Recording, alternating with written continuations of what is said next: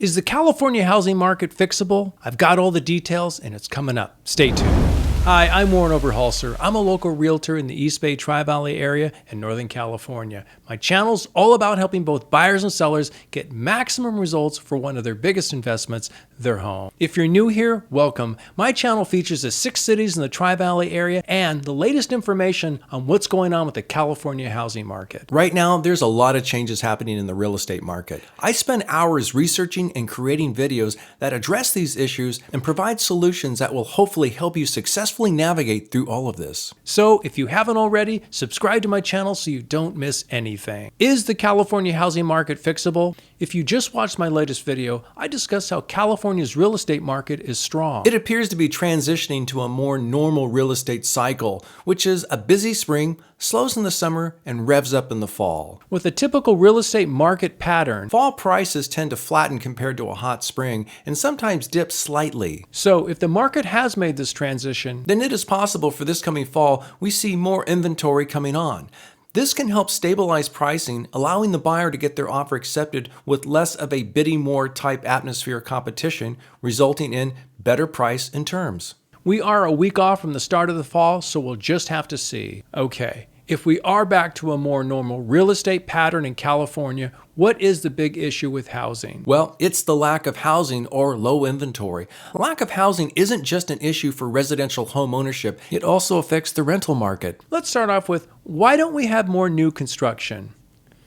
Well, it's complicated. According to Leo Hanyon, professor of economics and senior fellow at Stanford Hoover's Institution, he was featured on Saima Mac Karami's YouTube channel, California Epic Times. California has regulations at both the state and the local levels that make it very difficult and expensive to build new homes. Historically, to understand this, we need to go back in time. I don't mean 2002 to 2005. I'm referring way back to 1945, right after the end of World War II, to 1975. California's population more than tripled from 7 million to 22 million. During this period, even with the increase in population and housing demand, Didn't increase pricing because California was able to keep up with building demands. after 1975, California's home prices started to skyrocket. Reason being, housing production was reduced to 40% of what was being built before that period. This started the first supply and demand growth in California. People continued to move to California and new housing could not keep up. So, for especially the last 30 years, California has become more and more unaffordable. The bottom line, California does not build enough homes, and the ones they do build are very expensive. the cost is reflected in regulations that 1. Delay the building process, 2. Increase costs through compliance regulations,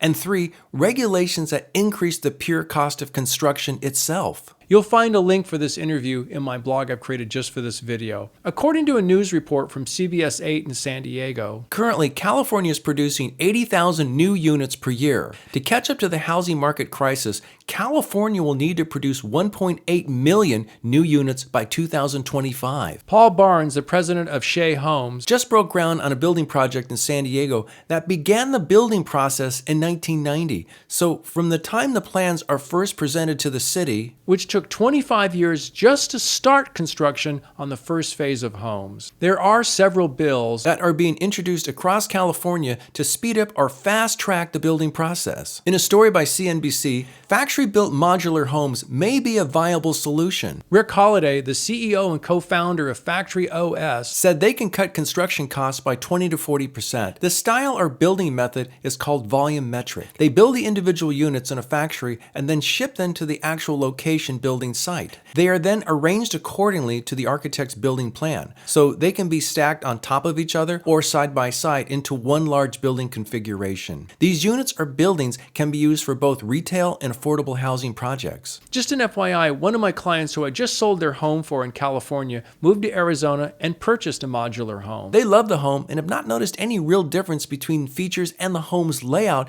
compared to standard constructed homes they have owned in the past. They pointed out not all insurance carriers will insure modular homes, although they had no problem finding a company to cover it, and they are not paying any additional costs or premiums for their homeowner policy. Regarding financing on a modular home, from what I understand from my local mortgage agent, there shouldn't be any issues or premiums charged, providing the home is properly secured on its foundation. As I always say, it's best to do your own due diligence before purchasing. The last area I'm going to address is for affordable housing and especially for veterans. The details to this story comes from Fox News YouTube channel. The city of Fairfield, which is about 50 miles from Sacramento, Has a small community development named Georgetown Village. This apartment complex was originally leased by Travis Air Force Base to house its service members. The lease ended over a decade ago and the complex sits abandoned. the apartment complex is made up of 300 units. The developer, Hunt Communities, is ready and able to invest $30 million to renovate the complex. So what's the holdup? Well, it's complicated. Apparently, the city will not grant the developer a permit for renovations due to water rights, which are controlled by the Air Force Base. The complex presently has no water. You're probably asking, why won't the Air Force just turn the water on? Again, it's complicated. The Air Force Base position is, it is not customary to provide utilities to non-U.S. governmental ventures. This is a perfect example of how red tape with the city and county municipalities, and in this case, the military, can't get out of its own way to create a solution. I purposely keep politics out of my channel. However, as a resident in California, we have to reach out to our local representatives so we can get a solution or something started on the housing crisis in California. If you like this video, please give me a thumbs up, post any questions or comments down below, especially on your solution for the California housing crisis. And if you haven't subscribed yet, consider doing so you don't miss anything. If you did find this video interesting, you may want to watch these other two that are starting to pop up right about now, so stay tuned. I have more helpful videos like this coming soon. Please reach out to me for any of your real estate questions or needs, and I wish you all the best on your home journey.